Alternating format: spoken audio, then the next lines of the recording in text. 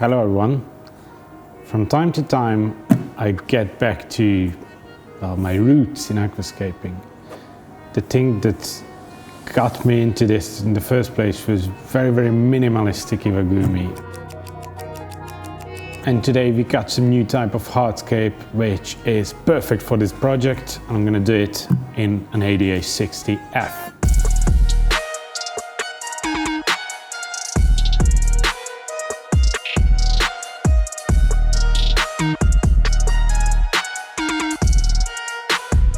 My biggest challenge today is something that you guys face a lot, at least that's what we see in the comments. You are always saying that we have a bunch of hardscape to choose from and you in your local shops can't find that huge selection, or even from one type of hardscape you can't find enough to choose from. Today I have the Black Pebble Lava Rock, which is a new hardscape, and we have only received a sample bunch, so that's what I'm working with today. Now, I think this is not even the amount that you would find from a type of hardscape in any aquascaping shop around the world.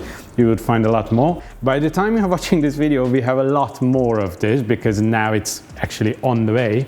But I really wanted to do it with this smaller selection to show you that it's possible, at least I hope.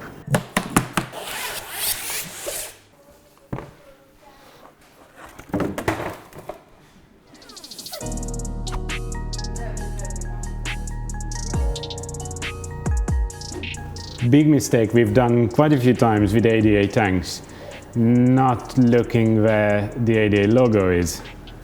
All the tanks have a logo on one corner. Obviously you can decide if you want to see that or not in your scape at home. We usually want to show the logo in the showroom, and we've done it a couple of times that we started building the tank the other way around, so the logo was in the back.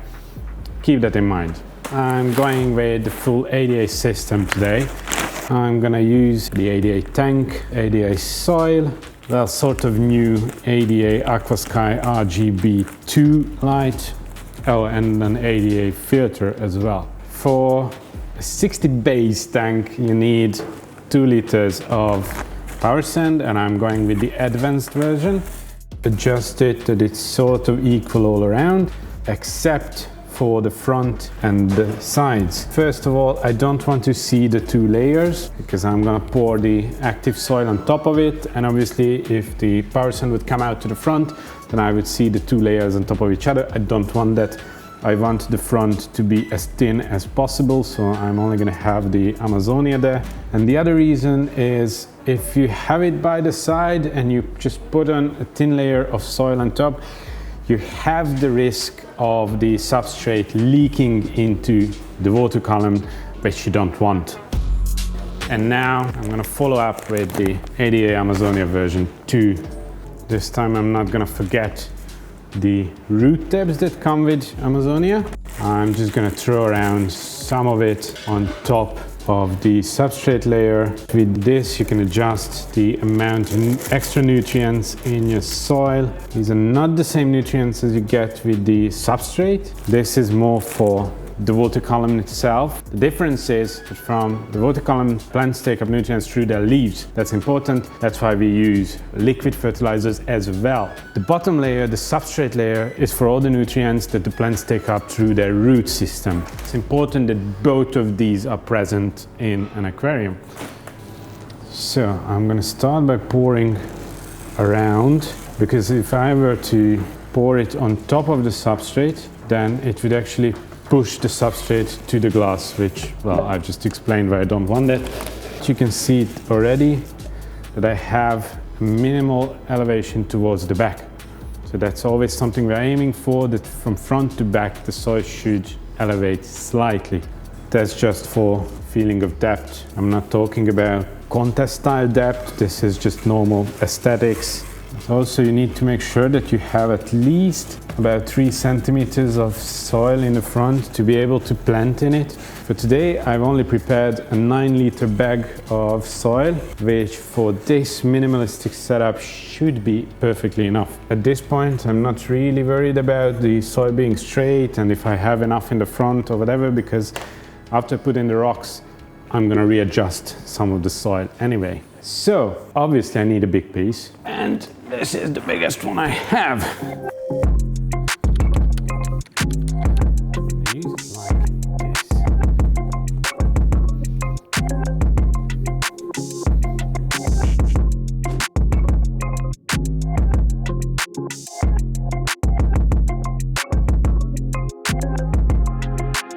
Now, classic minimalistic Iwagumi has 3 stones and then just some small supporting stones, and I think I'm going to go with that today.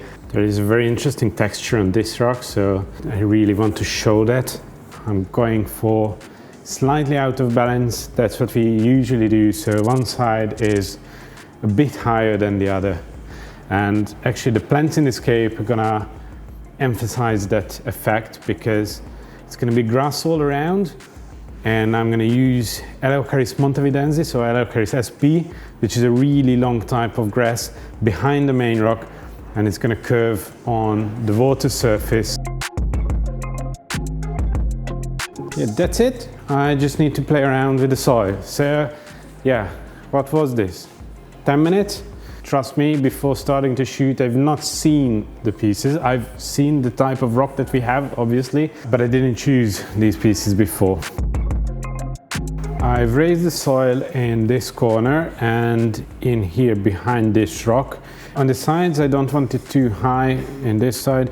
I don't want it too high in the middle. I just want it in these 2 spots. I want to see some plants sticking out behind this, but not a lot, obviously not the really long Eleocharis. And of course, small carpet in the front and in the middle. I think I'm going to use 3 types of plants for this setup. The Montevidensis was planned from the beginning, so that's going in the back. I'm going to use Eleocharis pusilla in the front and in here, and I'm going to use Eleocharis acicularis, the middle-sized one, here behind this rock. And this is the minimum thickness of soil you need for planting a carpet. When I say minimum, this is the minimum if you already have experience at planting. When you're using these type of plants mixed, then make sure you know which one is which when you prepare. So now I have the acicularis on their side and all the pusilla on their bottom, so this way I won't mix them up because they look very, very similar when they just come out of the in vitro pot.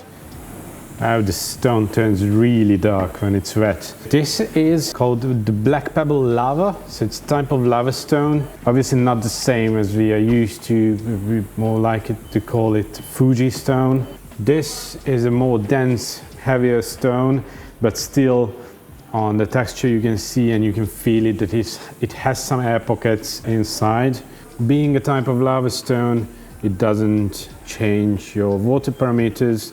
So it's perfect for like a shrimp tank with some more needy shrimps. How should I call it? You understand what I mean. Now that I talked about the shrimps, I'm actually thinking about having some Taiwan bees in this specific tank and some micro reservoirs like Brigitte maybe. So now it's time to plant.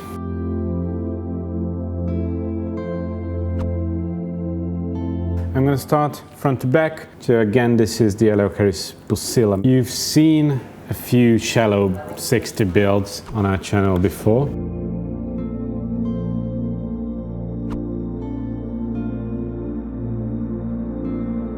For this type of hardscape, the reason I went with it, from the current selection of rocks we have, this was the biggest one. And I knew that with a proper minimalistic look, I couldn't build it high enough in a normal 60p. This was the solution. And actually for these minimalistic layouts to have that proper flow all across the tank, it makes sense like a widescreen aquarium, if that makes sense. And obviously with the shallow setup, this tank it looks wider.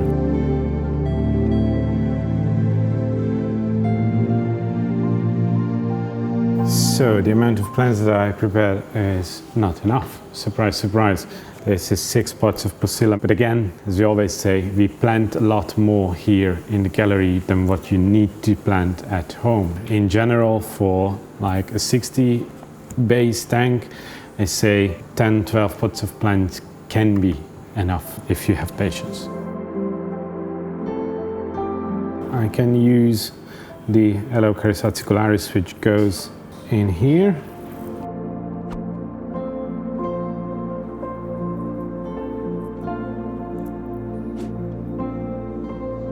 Now, the great thing about these type of tanks, especially when you're using Eleocharis types, you never need to trim it. Unless you get some kind of algae infestation where you want to trim off the top of the plant, which is affected.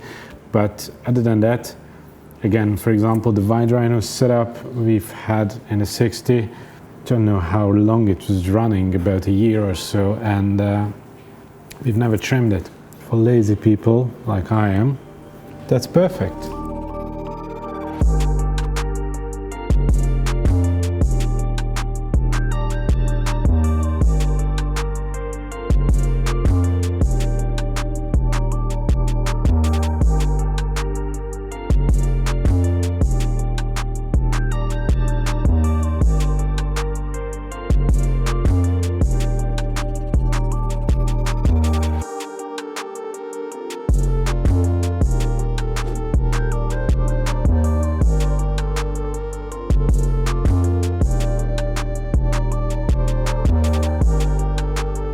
This is Eleocharis Montevidensis, the long one. It can grow, I think, 50-60 centimeters. It's a really nice plant, but it has a slight issue.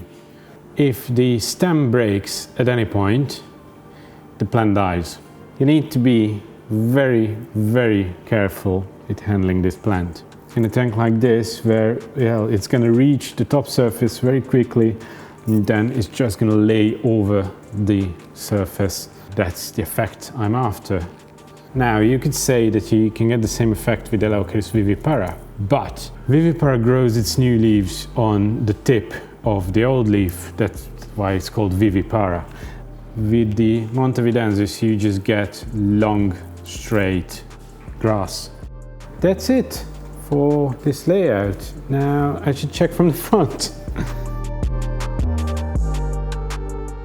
The big contrast of the almost black, but far from as black as the Fujistones, and the green of the plant, the harsh green of Eleocharis. It's, for me, perfect contrast in colors. So this is it. I'm really happy with how it turned out, and we're gonna pop it in place, and I'm gonna go choose fish and shrimps for this setup. That's gonna be the elevation of the scape. Let's see what I find.